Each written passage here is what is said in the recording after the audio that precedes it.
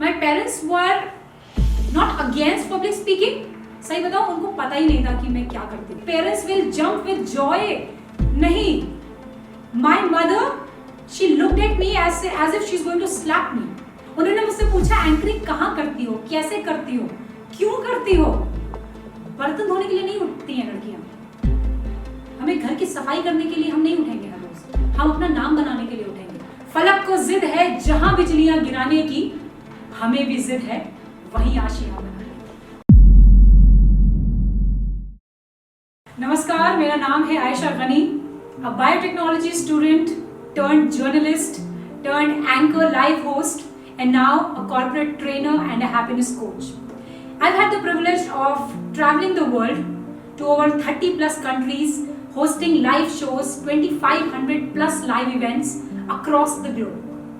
And today I am present on this platform of Josh Talk Asha, एक बहुत ही खास मकसद के लिए. और वो खास मकसद है कि कैसे छोटे शहरों की जो लड़कियां होती हैं, जो महिलाएं होती हैं, what can they do to prosper and to grow. और वो आगे बढ़ने में उनको इतनी सारी जो जद्दोजहद लगती है, इतनी सारी जो मेहनत लगती है, इतनी सारी जो रुकावटें आती हैं, कैसे हम उससे बच सकते हैं, कैसे उनको पार कर सकते हैं और कैसे अपना नाम बना सकते हैं. तो अगले 5 मिनट और अगले 10 मिनट मुझे लगता है मेरे लिए भी और आपके लिए भी जो मुझे सुन रहे हैं बहुत जरूरी है. कैसे आगे बढ़ना है, किस तरह की चीजें करनी है, किस तरह का माइंडसेट होना चाहिए, ये सब तैयारी बताने से पहले मैं आपको लेकर चलूंगी अपने बचपन की कुछ यादों के पास, जहाँ पर ये सारे सपने संजोए गए थे. बहुत प्यार से ये सपने संजोए गए थे. मैं कानपुर में पैदा हुई हूँ और my father is a government employee.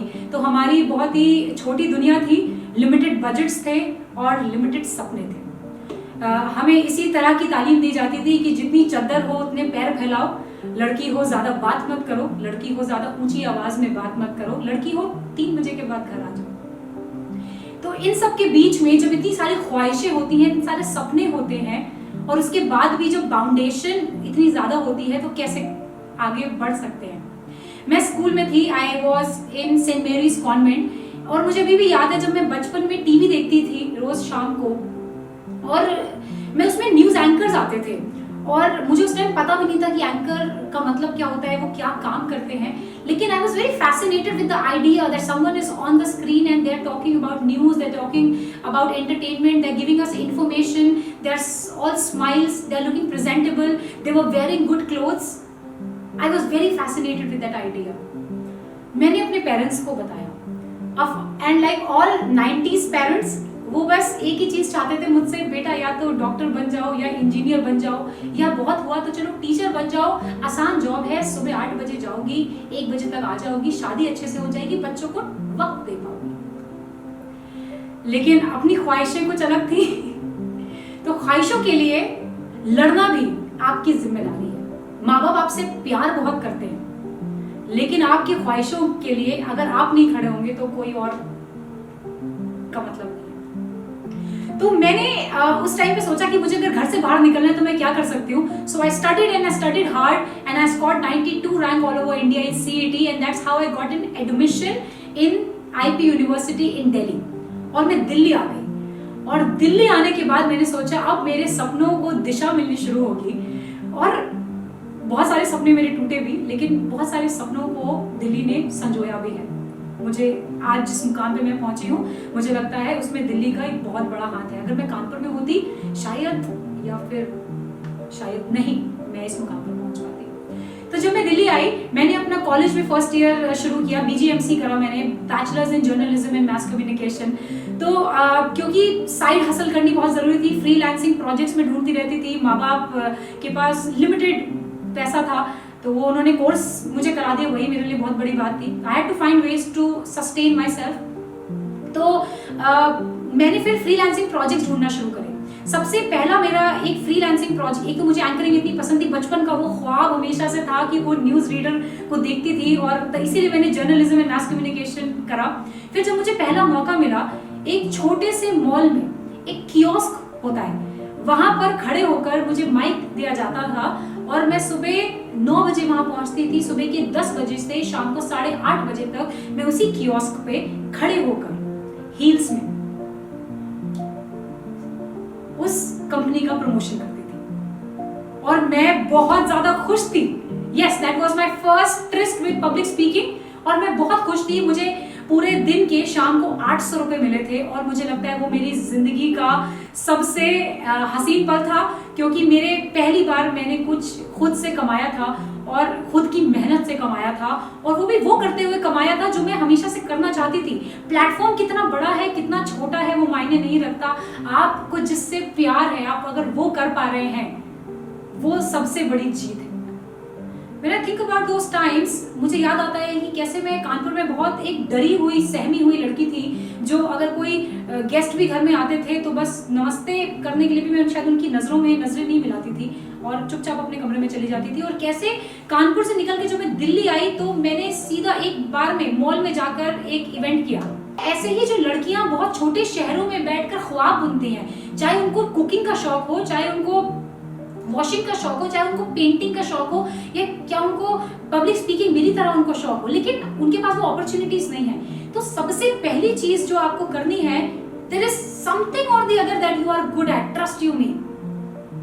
ऐसा बनाया गया है इंसानों को दुनिया में, ऐसा नहीं है कि आप मुझे बोले कि आपके अंदर कुछ भी अच्छा नहीं है, कुछ ना कुछ एक ऐसी चीज है जो आप बेहतर करते हैं और लोगों से। सबसे पहले आइडेंटिफाई करना है आप किस चीज में सबसे बेहतर है, और उसके बाद then you have to explore the possibilities कि मैं कहाँ कैसे इसको और ज्यादा अपने टैलेंट को सीख सकती हूँ और ज्यादा इस पे प्रैक्टिस कर सकती हूँ और ज्यादा एक्सपोजर ला सकती हूँ और ज्यादा लोगों तक मेरी ये टैलेंट और स्किल्स पहुंच सकता है।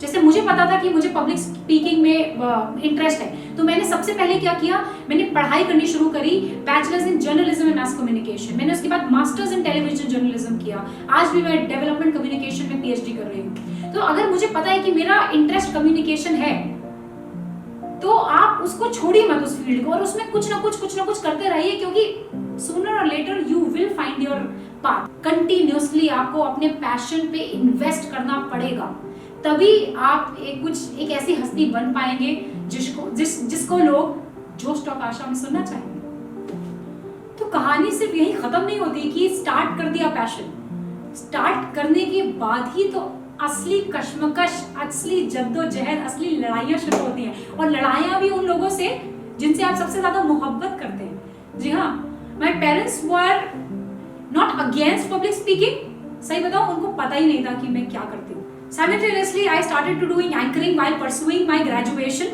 और धीरे वो मेरी इतनी आदत बन गया, और आदत के साथ साथ मैं उसमें बेहतर होती गई। और मुझे हमेशा से क्योंकि बहुत ज़्यादा इंटरेस्ट था पब्लिक स्पीकिंग में, तो बहुत सारी दिक्कतें आई।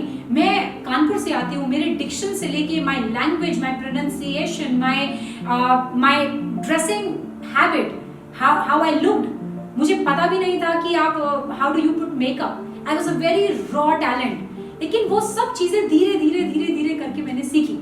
और ये सब सीखने के बाद जब फाइनली वो दिन आया जब मेरे पेरेंट्स को पता चला कि ये मैं करती हूँ, it was not a good day, believe you me. मैंने अपने पेरेंट्स को इनवाइट किया कानपुर से दिल्ली आने के लिए। वो दिल्ली आए, उन्होंने मेरे घर के बाहर एक चमचमाती लाल रंग की फॉक्सवैगन पोलो गाड़ी देखी। वो अंदर आए, उन्होंने मुझसे पूछा ये गाड़ी बहुत अच्छी लग रही है, किसकी है? मैंने उनके हाथ में चाबी दी, मैंने कहा ये आपकी है। मेरे एक्सपेक्टेशंस बहुत अलग थे। आप सोचते हो कि अरे आपके parents will jump with joy, नहीं। My mother, she looked at me as if she is going to slap me. करा नहीं, थैंकफुली। उन्होंने मुझसे ऐसे देखा मुझे कि ये क्या है, ये कैसे तुम कर सकती हो? We give you 2000 rupees of pocket money, how can you afford a 6.5 lakh of second hand Volkswagen Polo in 2012? तो फिर मैंने उनको बताया कि मैं एंकरिंग करती हूँ, और कसम खुदा की मुझे पहले 3 घंटे लगे उनको समझाने में कि एंकरिंग क्या होती है। उन्होंने मुझसे पूछा एंकरिंग कहाँ करती हो, कैसे करती हो, क्यों करती हो? इतनी सारी मशक्कतें करने के बाद मुझे लग रहा था कि शायद मैं इसको परस्यू नहीं कर पाऊंगी, because they were very very against this profession. फिर मैंने उनको, जैसे कि मैं हिम्मत तो हारती नहीं हूँ, मैं जब कानपुर से दिल्ली तक का मैंने सफर तय कर दिया, और दिल्ली से जब मैं उस टाइम तक मैंने इंटरनेशनल ट्रिप्स अपने कर लिए थे, और उसके बाद तो मैं हार मानने वाली थी नहीं, तो मैंने उनको बिठाया और मैंने बोला परसों मेरा एक लाइव इवेंट है, आप मेरे साथ चल के देखिए आपको कैसा लगता है, अगर आपको नहीं पसंद आएगा तो कसम से मैं इसको अभी इसी वक्त छोड़ दूंगी। मैं उनको अपने एक लाइव इवेंट में लेकर गई, वो ऑडियंस में बैठे, उन्होंने मुझे देखा स्टेज पर, 500 लोगों के साथ वो लोग बैठे थे, मैं स्टेज पे एंट्री करी, मैंने तालियां बजवाई, लास्ट में बल्कि मैंने नाम भी लिया कि आज इस महफिल में मेरे माँ बाप भी मौजूद हैं। और उस टाइम पे पूरी सभा से उनको तालियां मिली और वो मेरे लिए, मुझे लगता है that is one of the most beautiful memories of my life. तो फाइनली मेरे पेरेंट्स कन्विंस थे, ऑफ कोर्स वो मुंह पे नहीं बोलते थे, लेकिन अगर वो मुझे मना नहीं कर रहे हैं इसका मतलब है कि ठीक है चल रहा है सब सही। तो मैंने बड़ी मुश्किलात के साथ ये अपनी जर्नी शुरुआत करी और आज भी मुझे लगता है मैं सीख रही हूँ। और उस टाइम से अब तक there has been no looking back. I have travelled to 30+ countries, I have hosted over 2500 live events, I have made 1000+ international travels, I have hosted for 250+ global corporate brands including government of Dubai and government of Germany, government of India of course. So after having accomplished all of that, कभी-कभी मैं बैठती हूँ और मैं सोचती हूँ कि कितने लोगों में इतना साहस होता है कि वो एक छोटे शहर में बैठकर भी, कानपुर में बैठकर ये फैसला लेना कि मैं यहाँ से निकलूंगी, अपने घर से, अपने शहर से, अपने देश से बाहर निकलूंगी और अपने दम पर, अपने स्किल सेट पर कुछ नाम करके दिखाऊंगी। सिर्फ अपने पिताजी के दम पे नहीं, सिर्फ अपने भाई के दम पे नहीं, सिर्फ अपने होने वाले पति के दम पे नहीं। क्योंकि मुझे अभी भी याद है मेरी माँ मुझे बोलती थी कि बेटा ग्रेजुएशन तक की पढ़ाई कर लो तो तुम्हें एक अच्छा लड़का मिल जाएगा और तुम शादी कर लोगी। तो मैं सारी लड़कियों से यही विनती करना चाहती हूँ, even if you're doing a very small thing in life, always be independent, please be independent। आत्मनिर्भर होना आज के युग में एक औरत के लिए बहुत ज्यादा जरूरी है। You might not earn in millions, आप thousands का कुछ काम करो, कम में काम करो, लेकिन एक आत्मनिर्भरता जब आपकी होती है आपकी इज्जत बढ़ती है, यकीन मानिएगा। एक जिंदगी में जीने का पैशन होता है, एक you have a choice and you have a zeal to wake up in the morning। Otherwise आप सुबह उठकर क्या करते हो? बर्तन धोने के लिए नहीं उठती हैं लड़कियां, हमें घर की सफाई करने के लिए हम नहीं उठेंगे हर रोज, हम अपना नाम बनाने के लिए उठेंगे। और हम चाहे जिस शहर से भी हो, हम चाहे छोटे से छोटे शहर से भी हो, हमारे अंदर कोई भी स्किल हो, कोई भी छोटी सी हमारे अंदर टैलेंट हो, हम उस पर काम करेंगे, हम उस पर मेहनत करेंगे और हम उसका रास्ता बनाते हुए आसमान तक उसकी ऊंचाइयों को लेकर जाएंगे। ये मेरा भरोसा है आप लोगों पर। फलक को जिद है जहां बिजलियां गिराने की, हमें भी जिद है वहीं आशियां बनाने की।